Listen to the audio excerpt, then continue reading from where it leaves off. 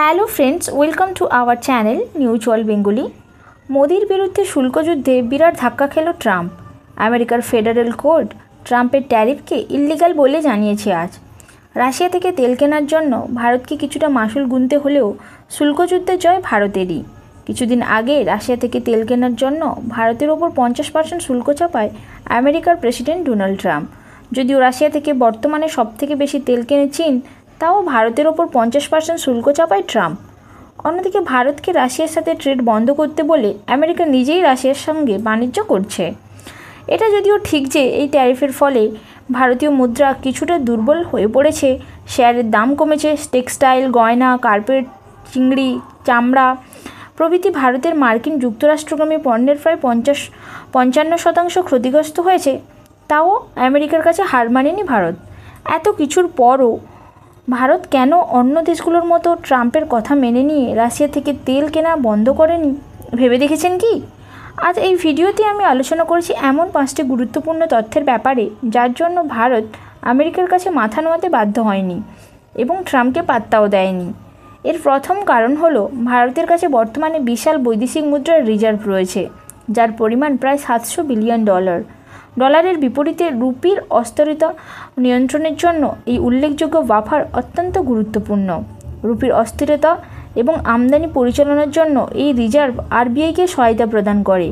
বিদেশি বিনিয়োগকারীরা যখন তাদের বিনিয়োগ প্রত্যাহার করে তখন এটি মুদ্রার ওপর চাপ তৈরি করে।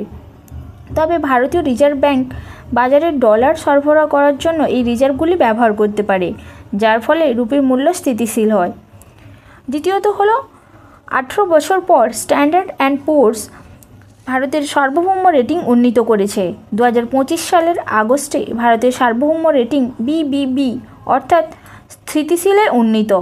এই উন্নয়ন ভারতের শক্তিশালী অর্থনৈতিক প্রবৃদ্ধি, নিয়ন্ত্রিত মুদ্রাস্ফীতি এবং বিচক্ষণ রাজস্ব ব্যবস্থাপনার প্রমাণ, যা মুদ্রাস্ফীতি নিয়ন্ত্রণে রাখা এবং রাজস্ব ঘাটতি কমানোর লক্ষ্যে বিনিয়োগকারীদের প্রতি ভারতের প্রতি দৃঢ় আস্থা তৈরি করেছে। এই দৃঢ় অর্থনৈতিক ভিত্তি ভারতকে যে কোনো বহিরাগত চাপ কার্যকরভাবে মোকাবিলা করতে সাহায্য করবে। তৃতীয়ত, ভারতের ইকোনমি হলো কনজামশন ড্রাইভেন ইকোনমি। ভারতের অর্থনীতির কাঠামো জার্মানির মতো রপ্তানি চালিত অর্থনীতির ভিত্তি নয়। বিনিয়োগ, সরকারি ব্যয় বা রপ্তানির পরিবর্তে ভারতের জিডিপির প্রায় 60% আসে অভ্যন্তরীণ কনজামশন দ্বারা। এর অর্থ হলো রপ্তানি মন্দার সম্মুখীন হলেও ভারতের শক্তিশালী অভ্যন্তরীণ বাজার ভারতের অর্থনৈতিক ইঞ্জিনকে সচল রাখতে পারে। এই শক্তিশালী অভ্যন্তরীণ চাহিদার জন্য ভারতের অর্থনীতি কম ক্ষতিগ্রস্ত হবে, যা দেশকে আমেরিকার ট্যারিফের ফলে রপ্তানি সম্পর্কিত ধাক্কা থেকে রক্ষা করতে পারবে। 4 নম্বর হলো ভারত সরকার এবং ভারতীয় রিজার্ভ ব্যাংক উভয়ই শুল্কের প্রভাব কমাতে সক্রিয়ভাবে পদক্ষেপ গ্রহণ করেছে। মুদ্রা স্থিতিশীলতা বজায় রাখতে এবং প্রয়োজনে তরলতার সহায়তা প্রদানের জন্য আরবিআই তার বৈদেশিক মুদ্রার রিজার্ভ ব্যবহার করছে।